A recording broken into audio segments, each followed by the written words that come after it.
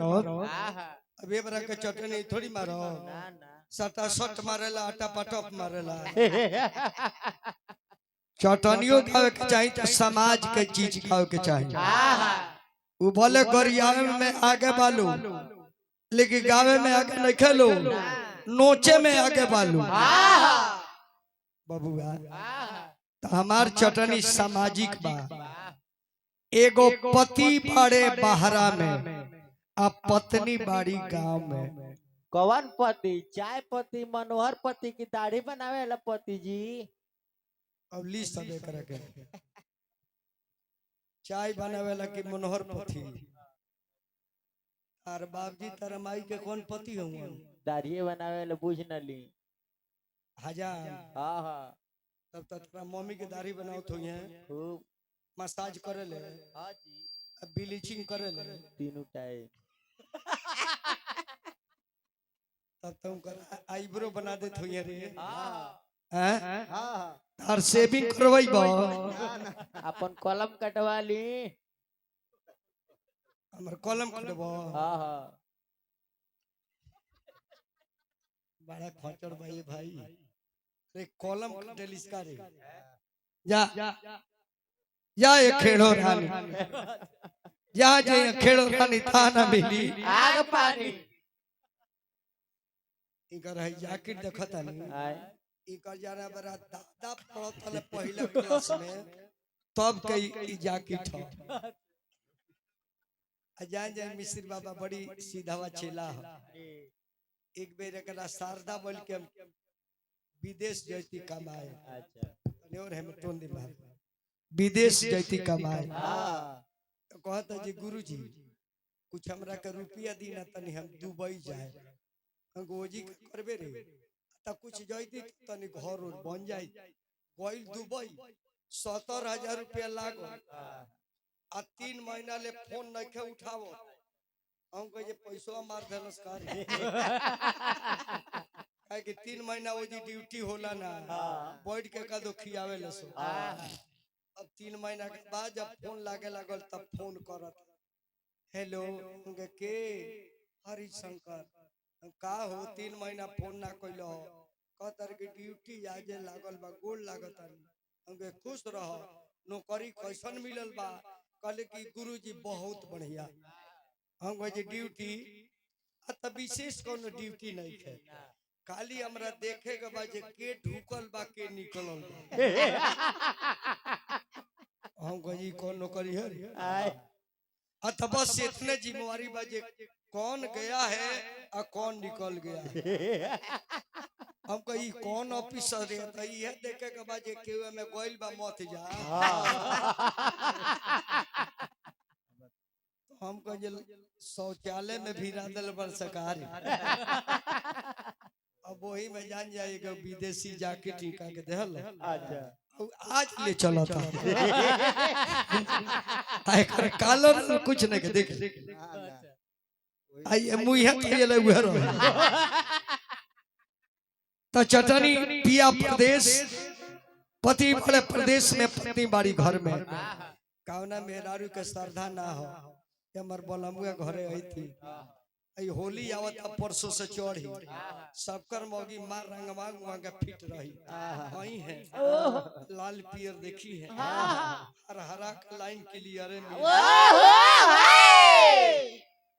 तो मेहरारू कब कब अपना मर्द के खोजली संजी अपना माई से पूछे तारा बाबजी के कब कब खोजली देखो ही है अरे ओकर मौसम बा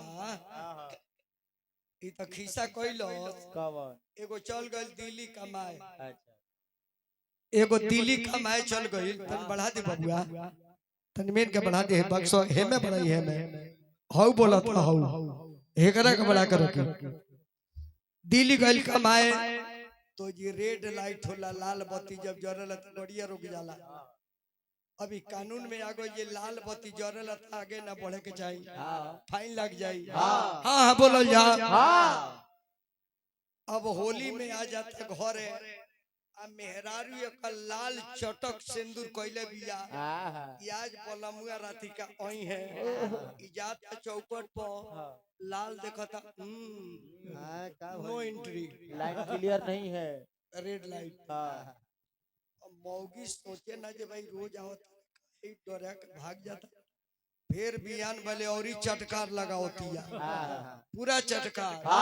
अब इन्हें सरंग में जाता कि आज लाइन क्लियर हो अरे आज वो लाइन क्लियर नहीं के जब तो लाइट जलते रहता मौगी सोचलस कि मैं कारण का बारे भाई फगुआ के दिने हरकेश जी कुली गांव भर के लड़की आवली से भौजाई से खेले अब लाल पियर हरिहर ब्लू कुली लगा देली सबकरा मुंह में ओ दिन जाता तो कहता अब लाइन क्लियर कहलस मौगी जे पहले खाए ना आवत रहनी आ रेड लाइट पे ना चलल जाला कहलस के मुंह पहले से जानत रहती त हम गुलाबी रंग लगा के रहते पहले से जानती तो हरिहर के ब्लू के लगैती ऐसे पिया परदेश हर मेहरारू के सरदार लगे बोलूंगा घरे आती और हर मर्द के मन होला कि अपना फैमिली के संगे रहती केहू ना चाहेला अपन बाल परिवार गांव परिवार छोड़े के सबे चाहेला जे अपना गांव में समाज में अपना माई के बाप के मेहरारू के लोग लड़का के संगे रहती लेकिन पापी पेट जौन न करा दे कतना गढ़ा भर गई सारा भरते नहीं आइए गो गढ़ा बा जहाँ माल के समाप्ति बा बैंक में धरे था बेनिफिट बा डेहरी में धरे था अनाज बचले बा बेरी में धरे था बचले बा आइए बेरी में जाई बाईपास से भाग जाए वह मौगी उदास बिया भाभी काहे रोआ तारू 3 दिन से हो सवेरे तारा दुआर पर गई तो देखत है जे पूरा गोबर फेंकले बाड़े हाथ तार गोबर आईने भइल बा 12 बजे गनिया तो देखत है जे गोबर पड़ता तारू एबरा देखत है जे बैठ के बकरी के लेड़ी बाहर तारू काहे रोआ तारू भाभी ए दीदी दीदी पर मारे एक थप्पड़ मारो शुद्ध रोवे लोग हम कहता नहीं भाभी अते कहतारी दीदी हम देवर बन के पूछतन कि देआदिन बन के पूछतन हैं आई दीदी के चीन जातारी अतिन को देवर बड़ लौकते नहीं दीदी चिना जातारी अजीजा लो लौकते नहीं खे काहे रुआ तारू पहले ही बताओ शाम सुनर बो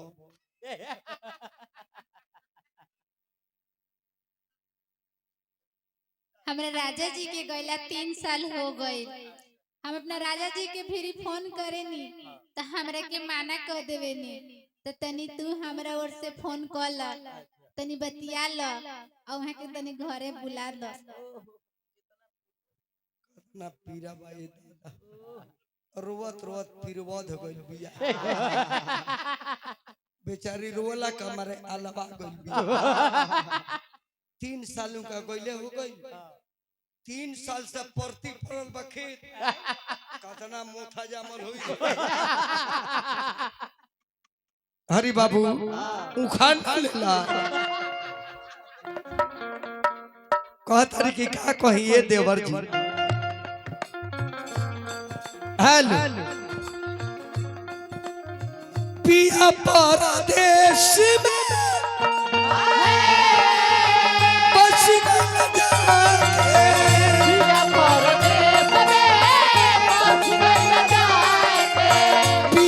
परदेश में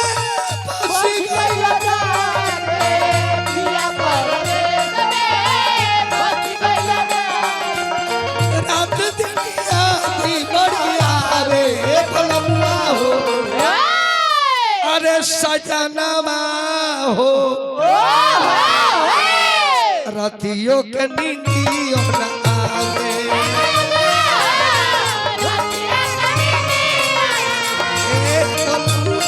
रतियों के नींदियों न आवे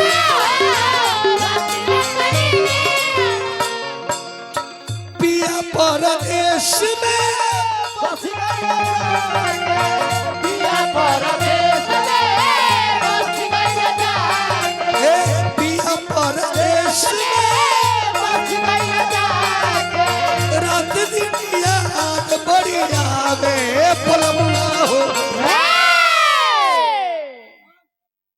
ए बलमुआ हो अरे हुआ चाचा के सबसे बड़ अच्छा माझिल है हमरा चाचा के माझिल पुत्र बानी हमार बड़ भाई बानी हम अपने चाचा के गोड़ लागतानी आ पांचों भैया लोग के प्रणाम करतानी और ये निवेदन करब कि घर में मंगल होके चाचा सब कुछ बना के गईनी उहे के बाग बगीचा फुलवारी हो ऐसे माली बन के फुलवारी पर ध्यान देले रहो ए बलमुआ हो सुतला पनी दी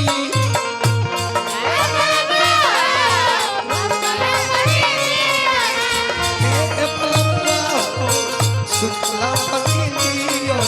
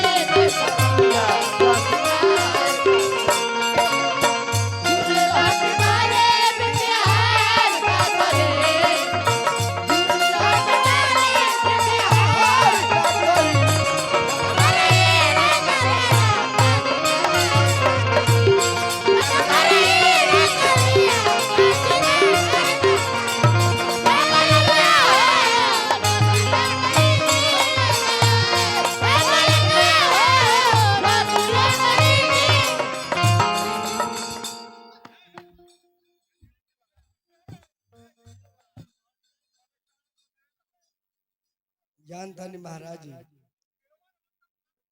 कबो कबो गोइयो साढ़वा पर चढ़ जाए हम ये समय की चढ़ जाए यूट्यूबर लोग आवे अब भगवान परिवार देले बड़े का एकरा सझुरा जाए ई बहुत पहले से रजिस्ट्री हो गइल बा केहू के नाम से बटैया रखबू तो 2-4 दिन खातिर रख सकत ना तो शरीर केहू के हो एमे तार हक नहीं खे ए सब भागल फिरतनी आ तू पिठियाल फिर करू बात है मम्मी जी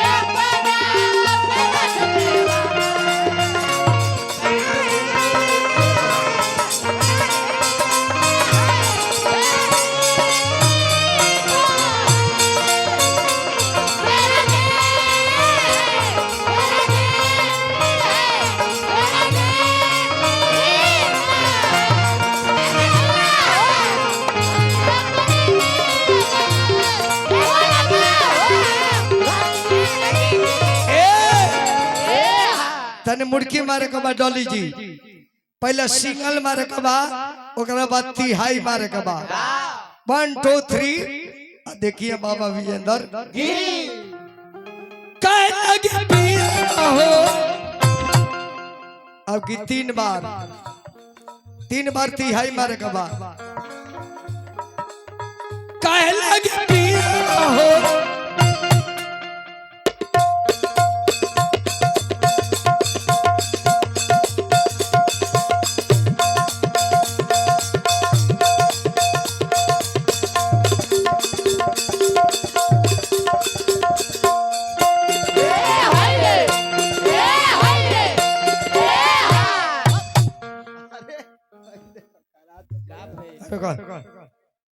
का भइल हमार छेनी हथौड़ी तू ले लू भगवान तार निहाय खड़ा ये हमारा चाचा के बड़ भैया इस समय हमारा बाबूजी के बड़ बेटा कहे कि यहाँ के बाबूजी ना हमरो बाबूजी रहनी है तबे नहीं ये जग में हम आइल बानी। 201 रुपया दिल बानी बड़ भैया बानी हमार चारों भैया लोग के प्रणाम के संगे संगे वो चाचा के कोटि कोटि नमस्कार करो और चाचा से ये निवेदन करके हे चाचा 4 गो बेटा ना बल्कि हमहूर और बेटा है 5वां नंबर में ऐसे 5 पांडव पर हमने पर ध्यान दी। फिर एक बार मारो तो हेजी मत मारियो बता दे ना तो हेजो आई भी मारे बता दे काय लगे पिया हो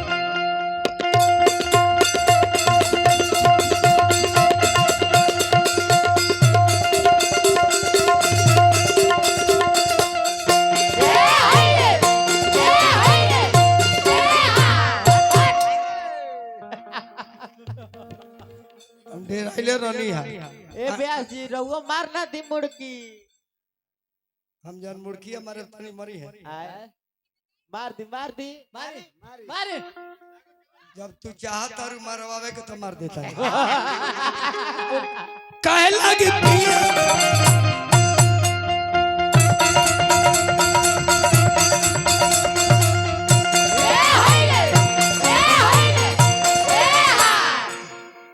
एक लोटा पानी लिया दिलो ऊ काहे के इनकर पूर्वज पिया सब तक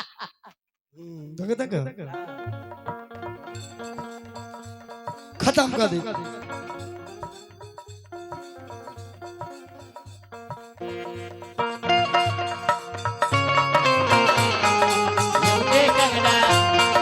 सब दे देना उसको सजना आग लगे उसके जो मन को आग लगे उसके जो मन को मेरे मन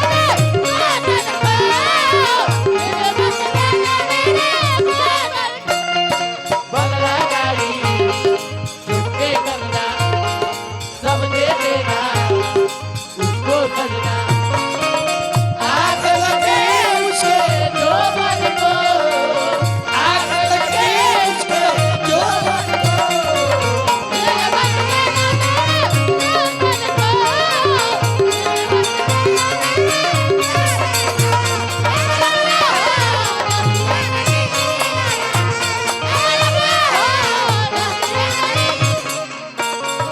कहत के मेरा रुके रह जाऊ काहे लागी पियावा हो कैला तू सतिया हो ए काहे लागी पियावा हो कैला तू सतिया अरे हमारा के दिखे गइला दिल के दर्दिया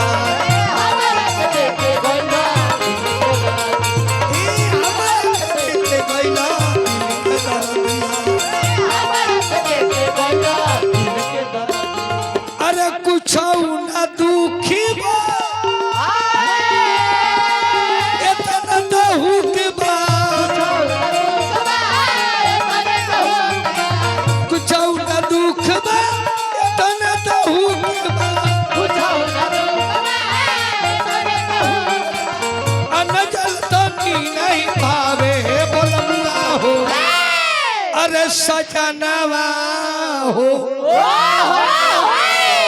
सुतिले तनी दियो ना के